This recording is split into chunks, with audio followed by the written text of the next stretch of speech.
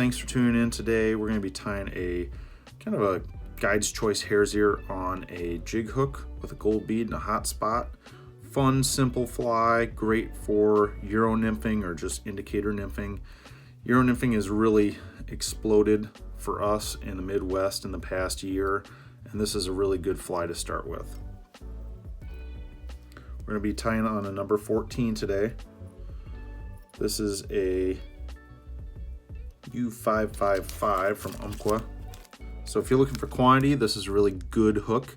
You know, they come with a bar, but you can pinch them. It's really nice to have a big chunk of hooks here and you can just go crazy with, especially if you're learning your river and you're gonna lose some flies. All right, next we're gonna add some lead wraps.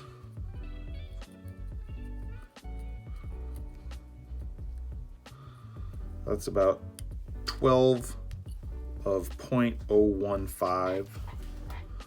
Now, to seat this, pay attention to the jig, or excuse me, the bead here, the slotted bead.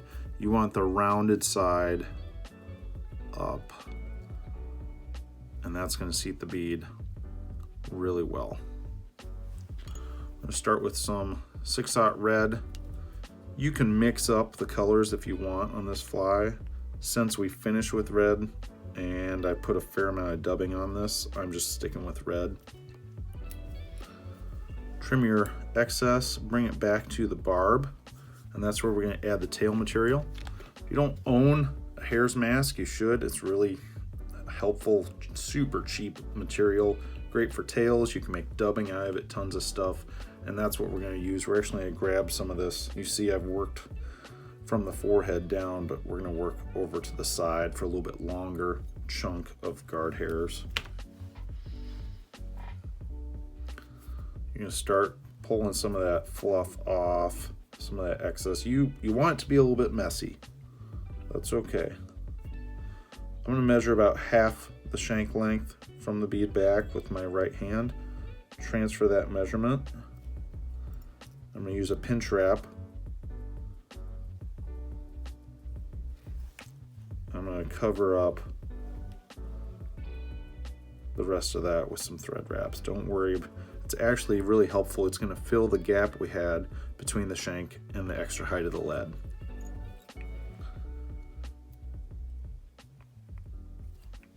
Okay, that's nice and secure.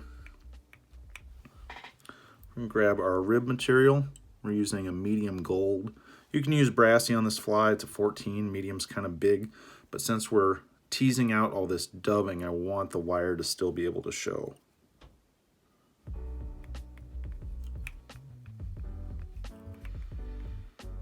And I'm just bringing it right down the center, either the center or the side of the tires where you want this for this fly. We're gonna grab some hare's mask dubbing. This is Hare's Ear Plus, which is really nice. It has some antron fibers, gives it a little bit extra sparkle. Hare and Ice, which is another dubbing from Hareline, would work great if you want a little bit flashier fly as well. Get a moderate chunk. I always wet the thread first, not the dubbing. You can use some wax if you like. I'm going to build up this noodle.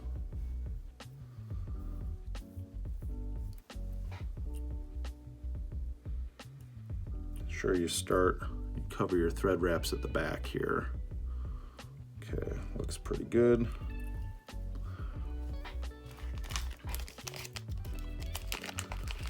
Add just a little bit more. We're not going to go all the way up to the bead with this, so we still need to add a few things.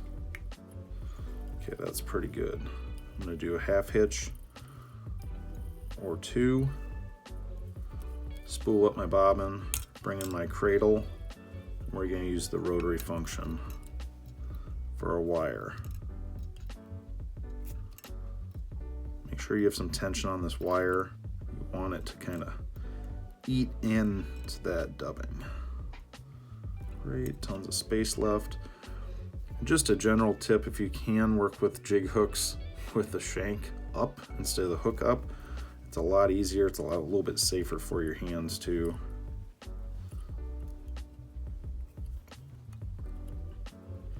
Use that classic helicopter technique. It's going to break this right off, even though it's a thicker wire. At this point, you can grab your Velcro tool.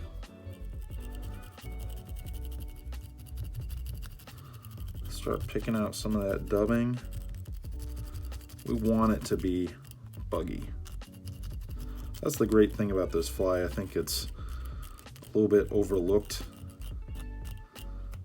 but because it's so buggy, it can be taken as so many things. You can play with the colors, olive, you can make a hare's ear stone if you got some black hare's ear. Easy, easy, easy to do, lots of variations. Okay, for the thorax, we're gonna do some ice dub with peacock. Now this stuff is way more difficult to work with than that hare's ear. It's a little bit longer, it's goofy, you can pull it apart. Don't get too frustrated, we don't need too much.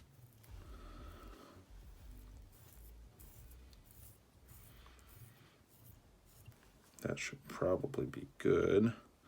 We're going to build up a sizable ball, but we want to save room for the hackle up front.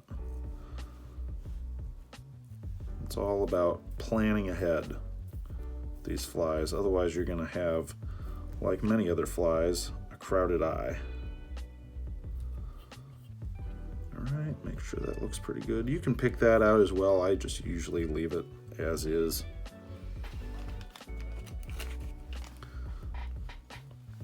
Next, we're going to grab a partridge feather.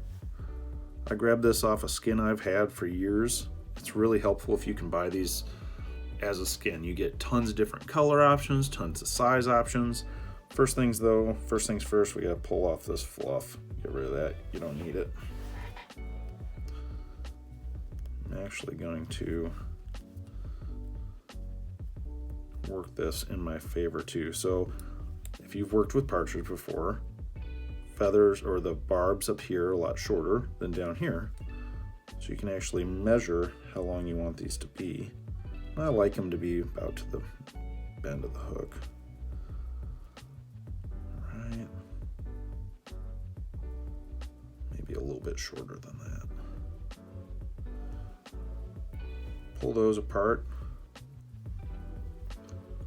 We're going to tie in this notch so that we make sure we get the stem. 2 on top, 2 in front.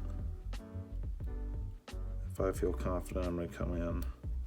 Well, snip this. We're going to do a half hitch. You can do this, you know, without the rotary, but I've found in the past year or so that I break so few feathers using the rotary function. It's so nice to be able to add consistent pressure. All right, wet your fingers and work that. See how I've worked that kind of in a V? That'll help you work that around without it getting too messy. Okay, I did 2 wraps there. Always pinch it with my finger, remove that from the cradle.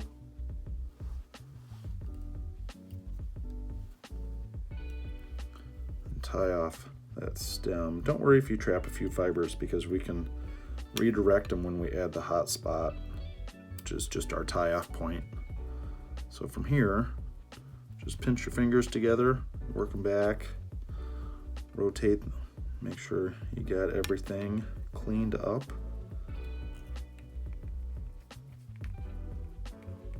And we're just going to build up, nothing too crazy, but a little hot spot. Grab your whip finish tool.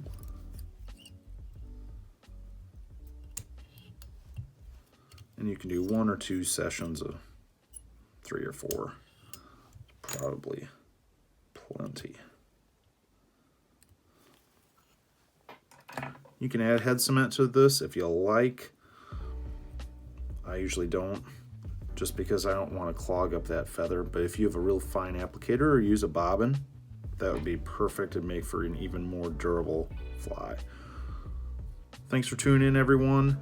Please let us know what you think, and if you have not subscribed already, take a look at the button in the top corner. Click on that so you can stay up to date with all our new videos.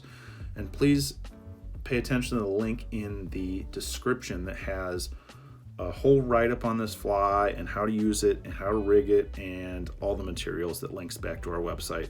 Happy tying, everyone.